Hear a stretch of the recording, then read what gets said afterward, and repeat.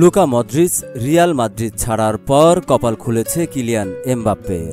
ক্লাবটির 10 নম্বর জার্সির মালিক হতে যাচ্ছেন তিনি, এমন তথ্য জানিয়েছে ESPN।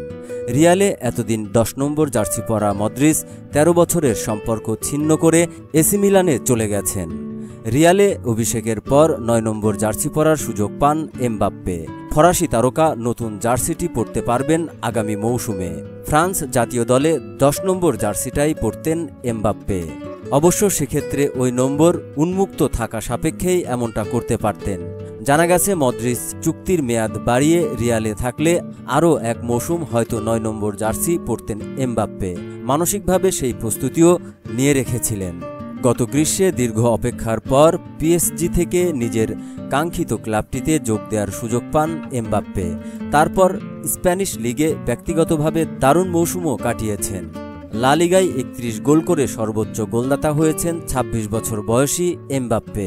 শুধু কি তাই, ক্লাব লিজেন্ড ক্রিস্টিয়ানো রোনালদোর অভিষেক করা সব প্রতিযোগিতা মিলিয়ে 33 গোলের কীর্তিও ছাড়িয়ে গেছেন তিনি।